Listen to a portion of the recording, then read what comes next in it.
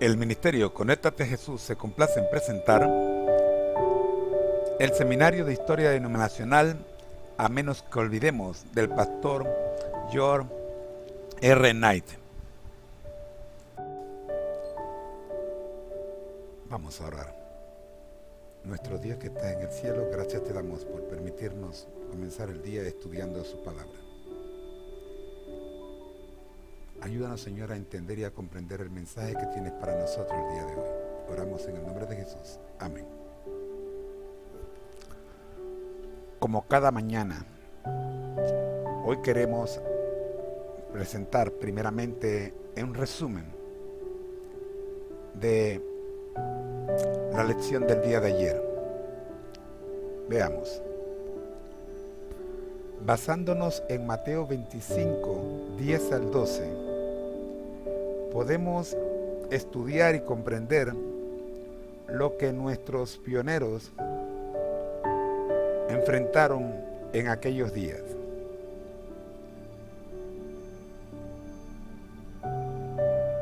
Por ejemplo, el 5 de noviembre de 1845, para Joshua V. Himes, la puerta del tiempo de la prueba no se había cerrado. Por lo tanto, el pueblo de Dios todavía necesitaba dar el mensaje de salvación.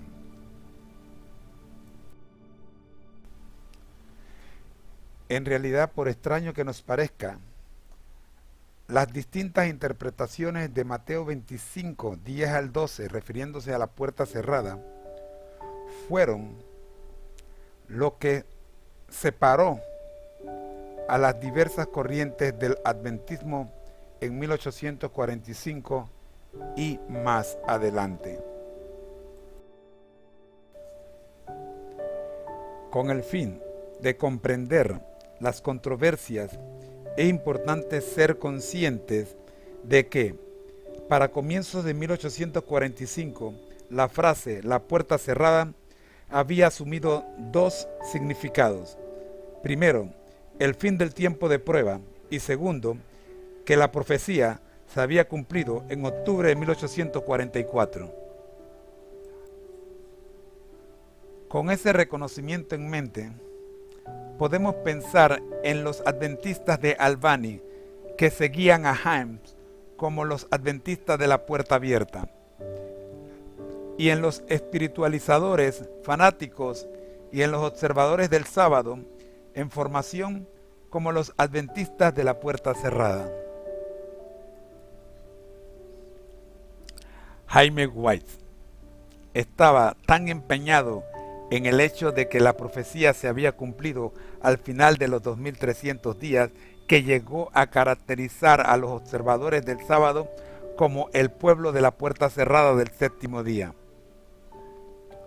Podemos estar agradecidos de que el nombre no haya quedado. Mientras tanto, la tarea teológica de los observadores del sábado a fines de la década de 1840 fue separarse de sus primos fanáticos en el sector de la puerta cerrada del advenimiento. Eso solo pudo ocurrir mediante un mayor estudio de la Biblia y mediante la conducción de Dios. Así dimos por terminada la lección de ayer, y para hoy tenemos nueva luz sobre el santuario, primera parte. Nuestra lectura bíblica la encontramos en Daniel 8:14. La palabra de Dios se lee de la siguiente forma. Y él dijo: hasta 2300 tardes y mañanas, luego el santuario será purificado.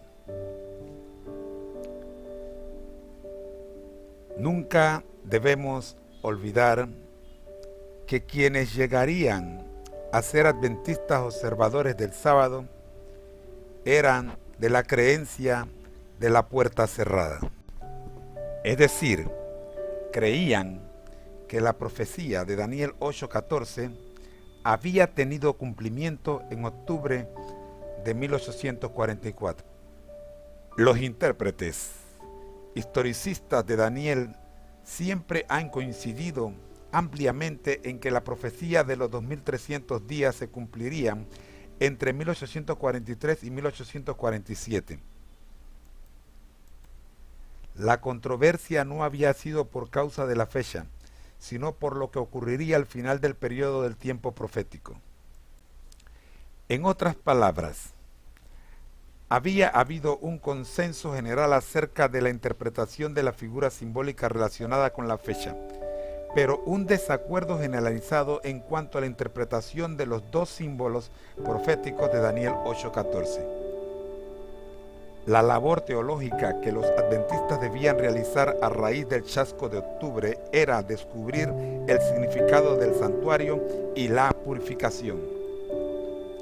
Miller, como vimos antes, había interpretado que el santuario era la tierra y la purificación era la purificación de la tierra por fuego en la segunda venida. Su postura, obviamente, había fracasado. Deberíamos reconocer que algunos habían expresado dudas en cuanto a la interpretación de Miller antes del chasco de octubre. Josiah Leach, por ejemplo, escribió en abril de 1844 que no se ha demostrado que la purificación del santuario, que había de tener lugar al final de los 2300 días, era la venida de Cristo o la purificación de la tierra. Volvió a señalar, cuando luchaba con el significado del texto, que lo más probable era que estuvieran equivocados en cuanto al acontecimiento que marcaba su cierre. Esa línea de pensamiento volvió a surgir poco después del chasco de octubre, de modo que Joseph Marsh pudo reconocer a principios de noviembre: